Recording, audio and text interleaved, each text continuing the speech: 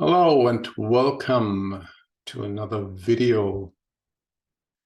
And today I would like to share with you my own map or mind map, which I have put together for self-inquiry and shadow work.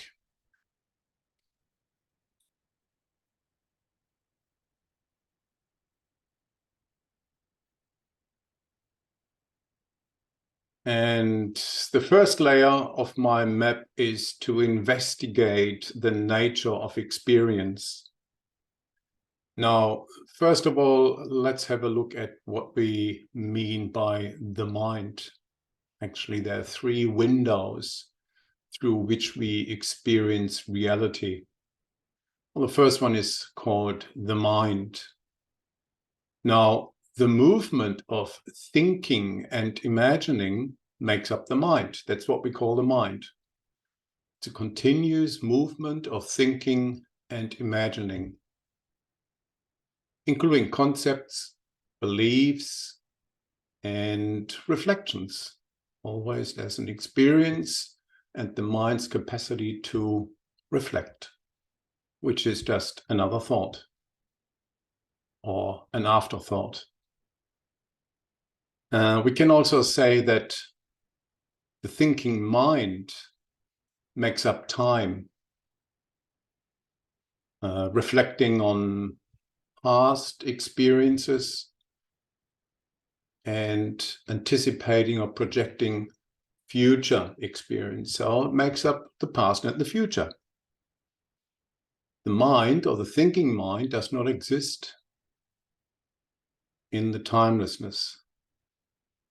So the mind exists in time. Now, the next window through which we experience reality is what we can call the body. So what do we know of the body actually? Well, basically it's the movement, again, the movement of sensing and feeling. Feelings with bodily sensations.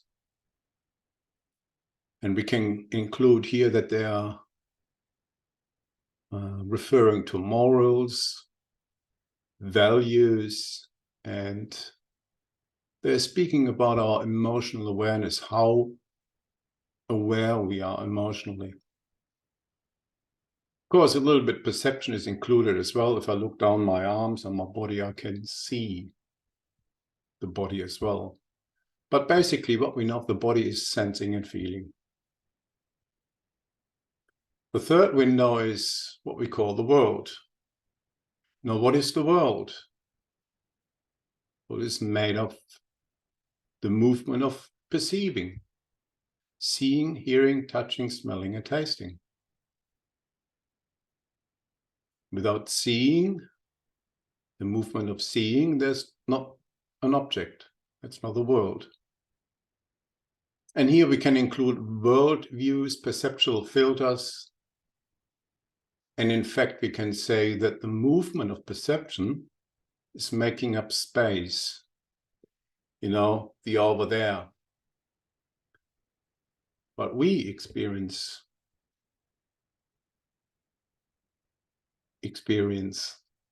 always here. Space is never actually experienced. But that's a topic for another video. So the nature of experience is made up of thinking, imagining, sensing, feeling, and perceiving. Now let's have a look at shadow work or self-inquiry. The importance of recognizing shadow aspects, and I call it here the waking up. I have identified actually three major collective shadow aspects, which I call victimhood, separation, and forgetting. Now, the collective shadow of victimhood is based on the belief, the deeply seated belief in powerlessness. And through that sense of powerlessness, one perceives itself as a victim of circumstances. enough, and if one feels as a victim, that sensation or that thought or belief or identification is projected in the movement. Again, it's a movement, thought movement of blaming and complaining. Oh, it shouldn't be this way, and look what they've done to me, and so forth. And we are all familiar with that. In one way or another, the human experience includes the shadow of victimhood, that we feel powerless. But that also refers to the next one, the deep-seated collective shadow of separation. It's based on the belief in fragmentation. And if I believe I'm a fragment floating around in this vastless universe, then obviously inherent in that is the feeling of not complete, not whole. I'm a fragment. I'm separated from others, from life, from even myself. And that sense of fragmentation or not whole or not completeness, that always puts us in a position where we want to try to fix a sense of lack and inadequacy. I don't have enough, and I'm not good enough. I don't have enough time, money, recognition, love, friends, staff, and so on. And I'm not good enough. I'm doing the next course, the next workshop, and when I've done that, when I go to yoga, meditation, then I'll be better. Then I'll be closer to be what I want to be. So the belief in fragmentation is always trying to resist what is and to seek what is not. That sense of fragmentation is always looking, it's always on the lookout for, the next best thing, something better. I don't want what is right now. That's not okay. I want this, what's over there. So resisting and seeking, that's a dynamic of fragmentation, sense of separation. Human condition. And that also intertwines then with the next collective shadow aspect, which I call forgetting. It's the belief in materialism. We come here to believe that I share the limits and the destiny of the body, that life starts with the birth of the body and life ends with the death of the body. But it's just a belief. And because we identify ourselves as this body, this limited, fragmented self, being born and dying one day, is trying to protect itself and even defending itself, because this body is vulnerable. It always needs protection. And that keeps us in the loop of the belief in materialism. There's a pre-existing world, we believe, a pre-existing universe consisting of matter, stuff. The byproduct is consciousness. That's what we believe. That's our deeply seated belief. But it's upside down. You need to turn it downside up. So these three collective shadow aspects, through self-inquiry, we come to, what happened now? Let's start again. We come to self-knowing, mastering our creative potential, growing up into our nature, our true nature, if you want. And that includes the question for self-inquiry, and that's been around in the non-dual Advaita path for many years. Who am I?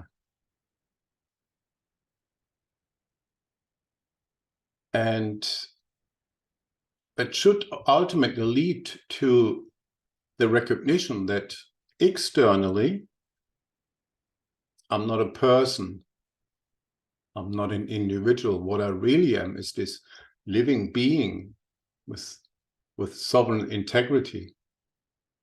And internally, self-inquiry and shadow work leads to the recognition, the knowing, self-knowing, knowing oneself as aware presence. We get there through the practice of mindfulness, contemplation, self-inquiry, meditation.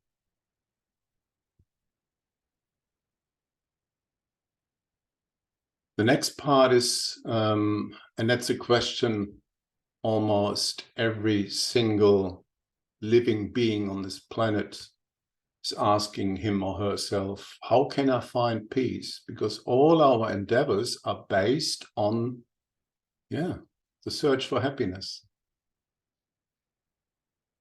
And that comes about through ending our constant resistance to anything, to life, resisting or saying no to what is, to life, here and now, how life spontaneously shows itself. Deep-seated resisting, no, that can't be it, that can't be right, it should be something different. So when we end this resistance and even ending the seeking, we will come to realize that the peace is already within us, right here, right now. But that demands a sense of clear seeing or clear sensing. Just being with what is present right now and right here without thinking about it. Just letting the experience unfold as it wants to unfold. That leads me down the path of doership and agency. Am I really the doer of things, or is life just unfolding spontaneously? But that could be a topic for another video. So, and then the next question would be, why am I here? What is the purpose? What is the purpose of my life? Well, ultimately, we need to come to realize that the purpose is really to wake up from the dream of forgetfulness. Ending the trance, transcending, trans-ending, I call it. Because really, if you look around, everyone is really sleepwalking, reactive patterns, playing out their shadows, projecting their shadows. It's a kind of a trance. So by ending that, we learn to grow up and to master our creative potential, which then leads us to self-awareness and showing up as this embodied aware presence. So that leads us from moving from victimhood towards freedom, and inquiring deeply into the question, what is awareness? What is awareness really? Well, it's a deep-seated knowing, awareness that knows itself. We're moving from separation to a sense of oneness, because that's our shared being, presence, awareness. And here, asking the question, what is really happiness? We all search for it and can't find it. We need to come to realize, what is happiness? Well, it's that deep-seated inner peace, the peace that passes understanding, that is outside the mind, outside conceptual ideas. That's where the mind stops. That's the peace. And as I said before, through the end of resisting, the end of seeking, we come to realize that it's already here now. And we move from forgetting to awakening, deeply inquiring into the question, what is being? What is this sense of being? Well, it's presence. You are present. Again, we cannot really think about, with a thinking mind, about being or presence. It's more like letting it be and relaxing into it and realizing it with our whole being, if you want. In Sanskrit, they're called three things: Sat, Chit, Ananda, or presence, knowing, and peace.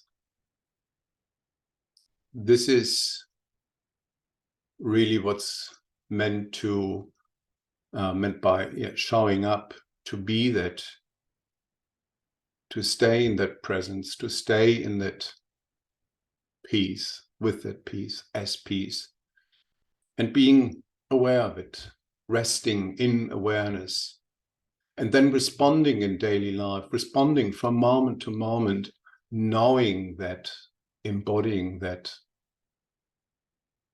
So there you go. That's my map for self-inquiry and shadow work. I hope that is helpful. And look forward to another video. Bye for now.